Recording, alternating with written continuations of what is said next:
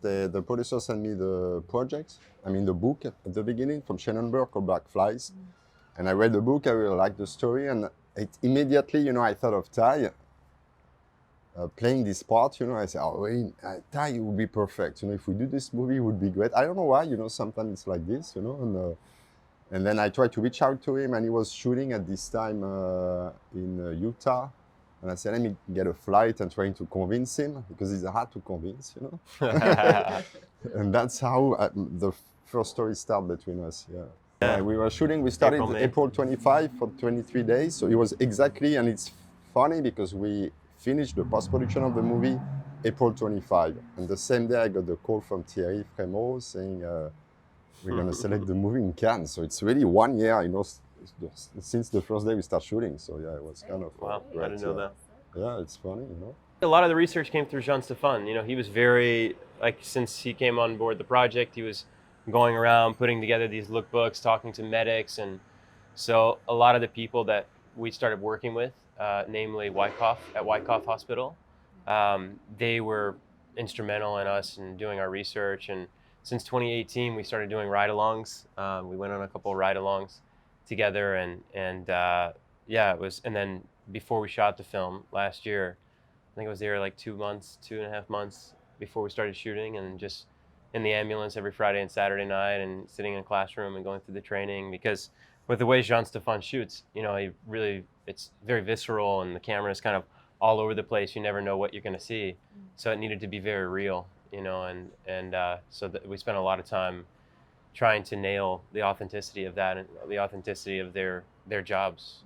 I think it was tough to shoot, because mostly because we were shooting a movie in New York, and New York City is not very easy, and we had very little time to shoot the movie. We made the movie in 23 days, which is not a lot of time to make this kind of film, but we did it. And but yeah, I think that was the most strenuous part. And then, yeah, I think the medical stuff, can be difficult at times. There's so many pieces and nuance to, setting an IV and getting the running an EKG and whatever it is you're doing in the scene. So, but it was fun. We had a lot of people there that were our advisors from Wyckoff Hospital, and were super, super helpful with us every day on set.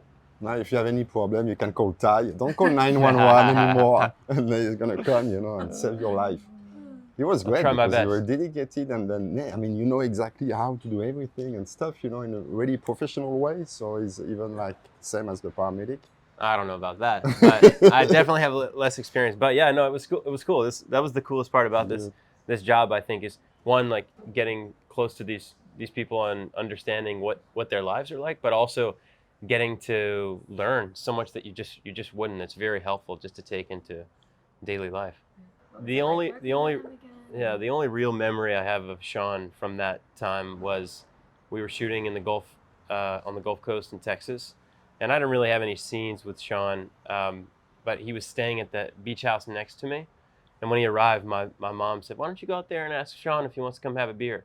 And so I ran across the yard and I said, "Hey, Sean, you want to come have a beer with my mom and my parents next door?" And he's like, "Sure, I'll take a beer from the 11-year-old bartender." And so he came over and had a beer with my parents and hung out. But yeah, no, that was the only real memory I have of him. So it's been nice, getting to work with him at this time. And you guys know each other for how many years? Not that long, but we met through Adele Exarchopoulos, because Adele was in The Last Face, and when she shot The Last Face, she showed Johnny Mad Dog, to Sean, and he said, "Oh, that's great," because there were scenes in his film shot in Liberia and stuff that we were in touch, and I called him, when we got the project. After I met with Ty, I called him. I said, "I would love for you to be in a movie and stuff," and he said, "I don't want to act anymore, but if it would be good if you come to LA one day, we could meet. But this time I'm preparing my movie, I don't want to act." I said, "Okay." So I said, maybe, I'm going to call him. So next week, I called him again, and I said, "Oh, I'm coming to LA." He said, "Oh, okay, where are you staying?" I said, "I'm staying at the hotel." "And for how long?" I said, "A week." He said, "Come to my house if you want, you can stay with me and we can chat, I said, "Okay." So I ended up in LA at 11 p.m., at his door, and met Sean because we never met before, and we spent 1 week together in his house, which was great, and we became friends, but I couldn't convince him.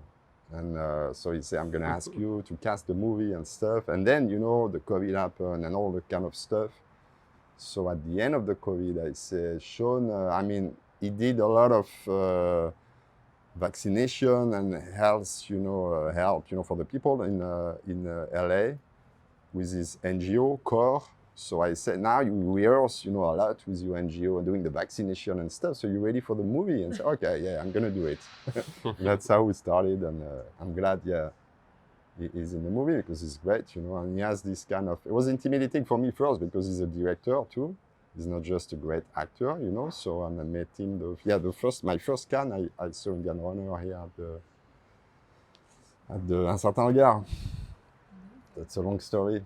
And when I had Johnny Mad Dog, I tried to meet with him because he was president of the jury at this time, and I was Un Certain Regard, I was competition, I couldn't meet, but that's, finally we're gonna end up tonight, together, and cinema is life sometimes, got a great surprise.